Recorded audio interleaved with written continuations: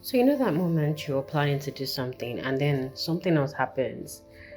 And the part of you just keeps on thinking, oh, maybe this is like a sign, God's sign to say not to do this.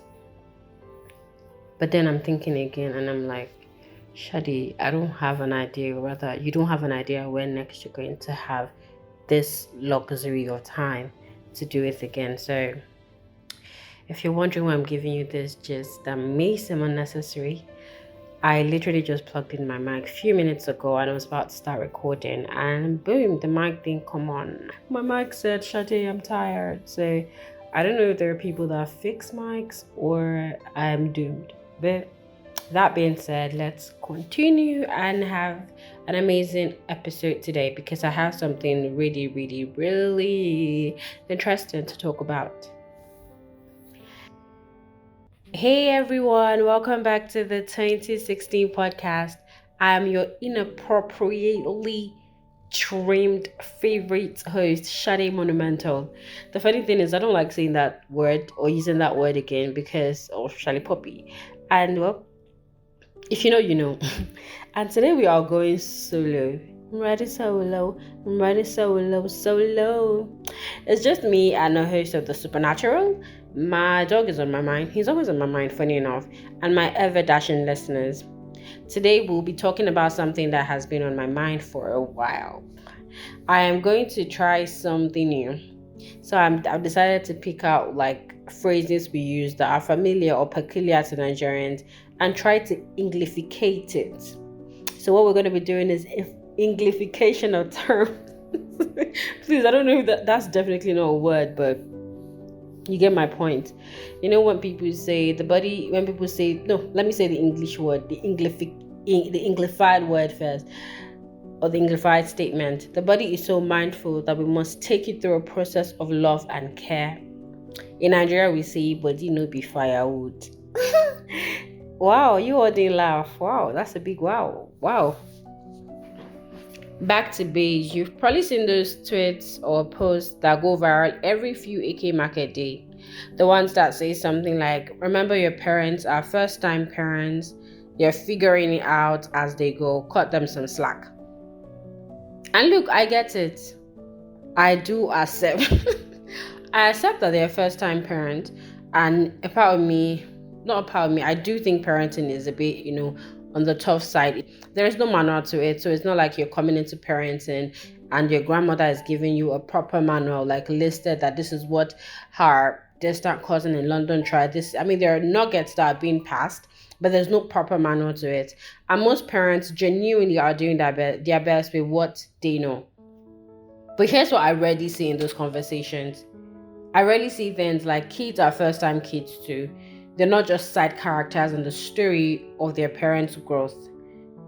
Kids are intentional, as in you and I probably came together, got some intentional sex, or probably some intense sexual hit, and boom, we had little ones. They are literally humans. That's a whole human being we're bringing into the world. And they are still navigating the world for the first time with no frame of reference for what's normal, what's healthy, or how to process big emotions. So today, let's talk about why grace has to go both ways. How to hold space for parents and kids, how to set boundaries when harm happens, and how to break cycles if we choose to become parents ourselves. Disclaimer, it's very important for me to say I am not a therapist, I am not trained. This is from my few nuggets I have gathered in life. This is from experience. This is from sharing, from talking to people, from interacting with persons, rather, from observing things. Let's start with the parents. The first-time parent. Now, this is coming from my interactions again and personal experiences. Yeah, so the first-time parent argument isn't wrong. I don't think it's wrong. And most parents aren't malicious. They are probably overwhelmed, under-resourced, and often repeating what they have been modeled to do. What has been modeled for them. Maybe they grew up in a home where I love you was never said. Slavery was another term to describe women. Men allowed not to be answerable to anybody, or when mistakes were met with shame, Of course, they're going to fumble. But here's the thing, kids also don't have the luxury of saying, hey, I'm new at the whole being a human being thing. So you literally need to learn to bear with them. A child who's yelled at, dismissed, or neglected doesn't have the context to understand that it's not their fault. They just internalize it, and that shapes how they see themselves, their relations, their relationships, and the world. There will always be a power imbalance when either party thinks they are the ones well deserving of love and respect. Parents and the parent and the child is the whole, how you have your partners, rather. How you have partners. Yeah, that's the same thing. That's a relationship. So there's a relationship between a parent and a child. And the moment that the parent feels or the child feels they are the ones more deserving of love and respect, that's where there's an imbalance. That's what we like to call it, a power imbalance. I do feel the love goes both ways, the respect goes both ways. And once it's a give and take, not necessarily, maybe a give and take is the wrong term, but once it's properly shared, properly balanced, you're not going to be experiencing power imbalances. So, am I saying grace for parents? Absolutely. Definitely. I do think parents deserve grace. But I'm also saying that this same grace has to be part of the equation when you're thinking about kids. When you're bringing your kids into the world, extending grace to them has to be part of it. Now, here's where it gets messy. Grace doesn't mean giving someone endless free passes, especially when there's no efforts to change. There's a huge difference between a parent who says, I messed up, I'm sorry, how can I be better? And a parent who says, well, I did my best, and then repeats the same harmful behavior for decades.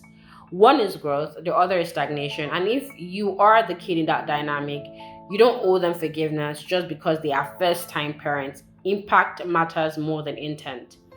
You're looking at me and you're like, Shade, well, you're looking at your phone, or you're imagining how pretty my wicked and trimmed body is, and you're like, not forgiving our parents. I'm not here to tell you not to forgive your parents. In fact, the Bible speaks of forgiving our forgiveness. But what I'm saying is, grace is as much as you can give. In my previous episode with Tumishe, she said something about, if you hurt me a lot, she said, well, paraphrasing, and it also applies to me, if you hurt me a lot, it gets to a point where I don't hate you, but I just don't want to be around you. I like you because you're a human being. I like you because I would not have any intention or any evil intention towards you. But you're just going to know, that very popular saying that people, that very popular term that people say, there will be signs. So I think it's something that goes without saying. The impact or whatever you say is way bigger than the intent. How the message is delivered, the thought process that goes into the receiver is way more. It's heavier than the intent. And it's through communication, through love, and through respect that these things can be. It's true love, true respect, and true intentional communication that these things can properly align. So what do you do when grace isn't enough? You set boundaries. And I know that's easier said than done, especially when society tells us family is everything. I'm not against this at all. I think I'm beginning to sound like a broken record when I tell people that I believe family is everything, but I also believe in the power of putting people where they're meant to be, family or not. So yeah, when society, I believe in it's easier said than done because society tells us that family is everything. I'm not against this at all, but boundaries aren't cruel. They're how we protect the parts of ourselves that are still healing. Maybe your boundary is, I can't talk to you when you speak to me that way, or I need space until you're ready to acknowledge how this affected me. Or in extreme cases, I can't have you in my life right now. And it goes to family, it goes to friends. It's a very difficult thing. But I still believe in, if a friend can pull you down, so can a family member. I still believe in, if a friend can damage your life, so can a family member. So I don't know why when we're doing things like this, we make it look like, oh, family is here to stay forever. Again, if this is you or a family related thing and it kind of relates to you, I'm not saying you should cut them off. I believe in proper evaluation, and once you've done this evaluation, you'd be able to make the right decisions, And sometimes the hardest part is accepting that a parent may never change. Is accepting that, oh, my brother just might always be like this. Is accepting that, oh, my sister might always be like this, which of course I don't stand with again. But humans are very lazy when it comes to certain things. When people say, my partner always says something, you cannot have this as an excuse, or this is how I am. People change. All right? So it doesn't mean you're wrong for wanting better. It just means your healing has to happen without their participation. If you had like some family crisis and it really affected you, and you feel like this person isn't being intentional about changing, then yes, you just might have to heal without their participation. In fact, I believe the best kind of growth is not looking up to somebody's validation for your own healing. If you want to heal, my love, go ahead and heal, and whether you choose to have kids or not, this is where we turn the focus to us. How do we get better? How do we do better? Again, I feel like you have no right bringing kids into the world if you're not going to be better and do better. A little sideline opinion of mine: before you bring kids into the world, you must have been cleared spiritually, financially, mentally, emotionally, sexually, and all rounds to a very certain level. I'm very unsure where to get this scorecard from, but I think it's more of a personal assessment. I'm not saying you should go to a therapist to clear you. I think you need to sit yourself down and be like, am I mad? Am I stupid? Am I stingy? Am I careless? Am I intentional? Am I loving? Am I kind? You know yourself. You know you're a wicked boy and you're a wicked girl. So you need to have this evaluations done before you decide to even be with somebody, talk less of having kids. If you want to be a parent, you have to unlearn the idea that respect equals obedience. Kids are people rather. If you want to be a parent, you have to unlearn the idea that respect equals obedience. Kids are people, not objects. You have to normalize apologizing to them. I was wrong to yell.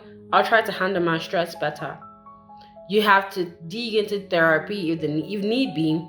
Dig into reading books about parenting. Dig into communities, whatever helps you reparent yourself so that you don't pass on the same wounds. And if you don't want kids, some people tell you, oh, I don't want to have kids because my mom was this, or my mom was that, or my dad was this, or my dad was that. You have to learn to reparent your inner child. Give them the love and safety they didn't give you. You have to build a chosen family, people who respect your boundaries and celebrate your growth. They are not negotiables, okay? So I'd always tell people, and I would always say it, and I said it in my previous episode rather, you can't give what you don't have. And anything you give that you don't have is a forced given. You tell me you love me, or you tell me you love yourself, and you will not do certain things for yourself, but you're willing to go all the way to do it for somebody else. I don't call that love. You might call it love, and if it works for you, that's fine. But for me, I don't call it love. I think you're self-sabotaging yourself. You're really disturbing your peace, and it's going to have an impact that you might not be able to handle. Well, look at us. We're ending another episode, and I know you're sad. Come on, don't be sad. I'll be here again, gracing your ears with more wisdom. We're here ending another episode with more wisdom than we started with. If you're a first-time parent, a first-time kid, whichever, newsflash, at some point we're all one, however, or just someone trying to navigate this messy, beautiful thing called family, remember, grace is a two-way street, but potholes don't have to be generational. Remember when I said you have to unlearn certain things, you have to reparent your inner child, you have to become a better person for you, for your partner, and for your child. At the end of the day, this isn't about blaming parents or idealizing kids. It's about acknowledging that everyone in the family is human. Everyone deserves compassion, but compassion isn't the same as permission to harm. Deserving of compassion isn't an invitation to be hurt. So if you've been the kid who needed more grace, or the parent who is terrified of messing up, or the person wrestling with forgiveness, I see you. Healing isn't linear, but it's possible. Thank you very much for listening to today's episode. I'm grateful that you stayed to this point, and I'm grateful that we've had a conversation that I've always wanted to have. But before I peace out, let's get very much social. You could always slide into my DMs, leave a comment, like, share, do the most, my lovers. Follow me, the 2016 podcast, on all platforms. Yes, even that platform that you're very embarrassed about. Funny enough, I'm only on X. I'm only on X and Instagram, but my X hasn't been so active. I think I should reactivate it. Spread the word like butter on her toast. Let's make sure that the 2016 podcast isn't just for your ears, but it's in the hearts of everyone who needs it, the hearts of everyone who is out there thinking of another line to manipulate their kids, or out there thinking of another line to manipulate their parent. This episode has to go global. What's that thing that Lawrence Oyer said? This sound is going global. This episode is going global. So until next time, keep giving grace, but never at the expense of your peace. I love you all, wishing you long life, peace, and prosperity. I pray that God grants every one of us longevity. I love you all so much. Thank you for being here with me today. Bye.